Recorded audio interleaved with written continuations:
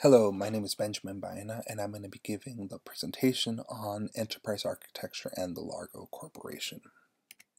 As we have seen, Largo's pertaining issues are an ever-increasing complexity of IT, tech integration is difficult, non-interoperable disparate systems across multiple departments, duplicate systems across different units, organization units have their own tech standards, and by units I mean departments within the enterprise as a whole.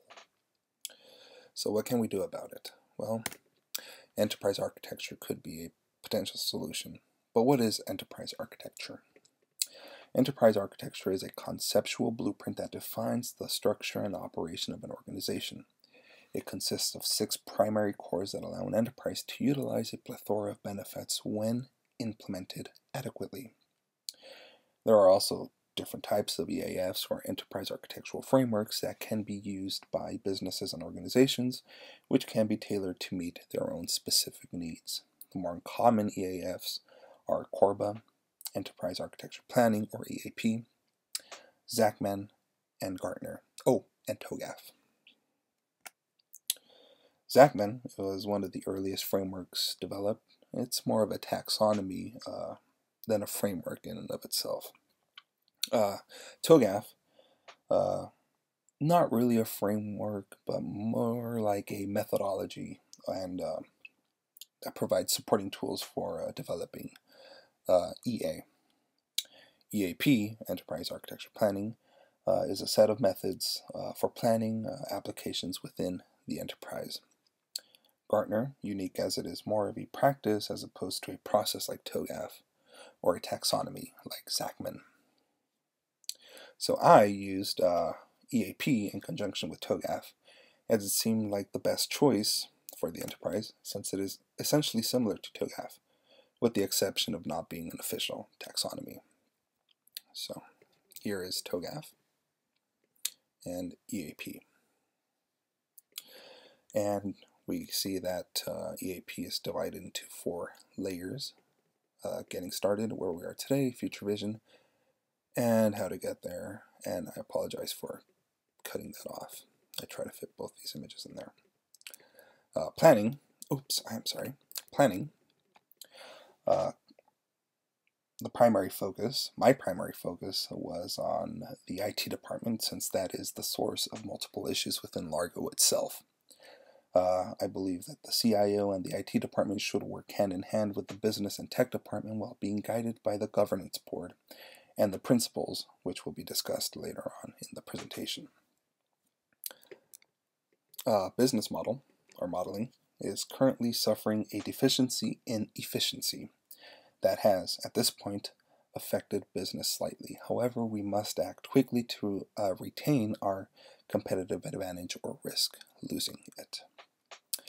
Followed by current systems and technology. As we have seen, we have inadequate data management, department-specific communications, useless data silos, etc., so forth. This is Largo's problem. Solution? Well, the future vision would be data architecture, being the bridge between application architecture and tech architecture. I believe that the management of data, with emphasis in transparent data management, transactional reliability, etc., so forth, should be a priority. Close second would be the applications architecture, being essentially responsible for the interaction between databases and data packages. I strongly recommend that an improvement in bulk processing, software, potentially virtualization, self-service, and collaboration be recommended in this architecture. And tech architecture, commonly believed to be the physical aspect of IT, will focus on a distributed database, net infrastructure, common services for application and data services, etc., so forth. So why TOGAF and EAP? Well, the open group, according to the open group, steps 1 through 3 in EAP are similar to, or go in conjunction with, phase B. To a lesser extent, the preliminary and the architectural vision, it's mostly B. The current systems technology, which I believe would be step 4, are seen as the baby steps of phase C and D. Data architecture, application architecture, and tech architecture are seen as the, how would I call them, the primary processes of C and D. And finally, step 8 would be E and F, and to a much lesser extent G and H. So yeah, and here is a value chain diagram. I know it seems a little out of place, but this is to illustrate that in order to get from here to here, this has to happen. And this will only happen if we establish the architecture framework efficiently and effectively. So architecture vision is achieved by the following: the architecture framework, which is the foundation, and the architecture principles, which are the rules. And this is the framework that I used for Largo, and I hope I gave a clear explanation of its function.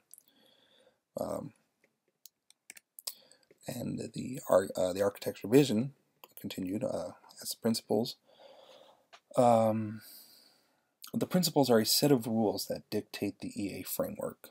Well, they don't really dictate, but it's more, they serve more as guidelines. And the ones that I utilized within the framework itself is maximize benefit of the enterprise, and that will serve as addressing the issues with disparate systems and lack of interoperation within departments and systems themselves. Continuity, which would be addressed by system and data redundancy, and which will be eliminated at the time of implementation. Common use, reduce the cost of conflicting and or duplicate data.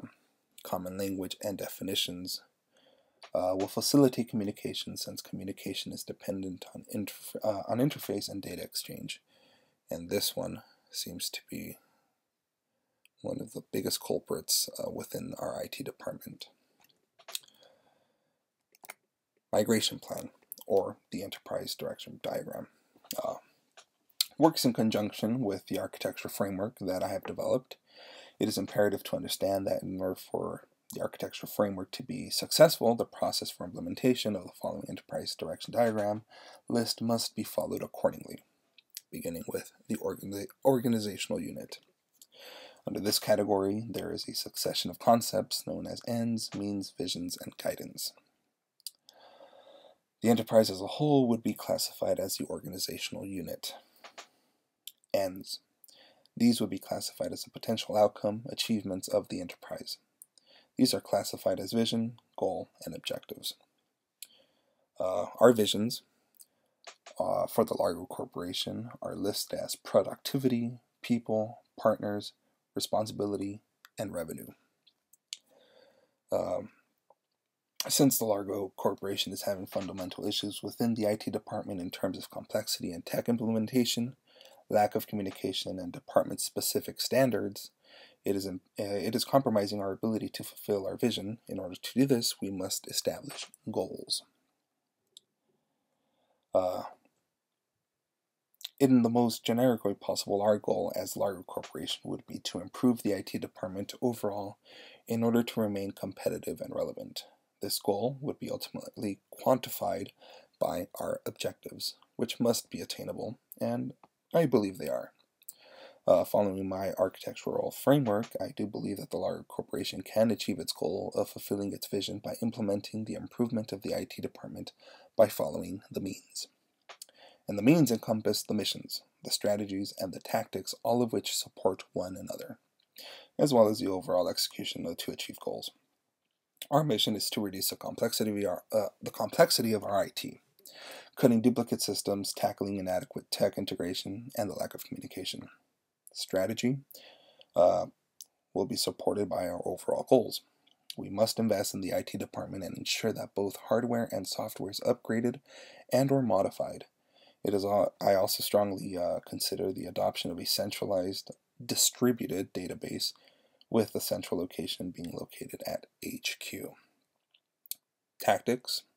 Unless Largo has a deficit in adequate employee experience in order to successfully implement such a system, then I strongly suggest temporarily hiring from a third party for the implementation of the system, and permanently hiring qualified individuals in order to maintain the system. If this tactic is out of the question, then Largo should sponsor training sessions to incentivize employees in partaking in these training sessions. Those individuals within the company that successfully complete the training and demonstrate competence in implementing and maintaining the system can be rewarded with a promotion. And finally, business policy rules. This guides the enterprise as a whole. I have used the principles listed within the Enterprise Architecture Plan as a guide for the Enterprise Direction Program, or the Migration Plan. These principles will ultimately allow us to achieve our desired outcome for the system and ultimately Largo's vision for the enterprise. And finally, the most important step, architectural governance structure, which was, I believe, step 8 in the EAP. The most important part of the AGF comes in the form of a governance board whose purpose is to maintain the integrity of the enterprise by regulating the architecture framework, and the AGF by enforcing the principles set forth in the architecture framework. Normally, the governance board is made up of high-level officials within the enterprise, each of which holds a large stake in the enterprise itself. It is my intention to permanently place the CEO, the CIO, or Chief Information Officer, President of the Financial Division, and Senior IT Manager on this governance board. In order to ensure flexibility, I intend to have 3 other seats available on this board, each with a maximum of 2 3-year terms. Those who wish to fill these seats will be selected by each division within the enterprise and must be approved by the board of directors and not permanent members of the governance board. So this concludes my presentation. Thank you very much for your time. Oh, I know this was supposed to be a sort of like a presentation from the CEO of the company, but I also included a list of references. I do not want to be accused of plagiarism. I do not know if we needed to include this in our final presentation. So, yeah. Thank you. Bye-bye.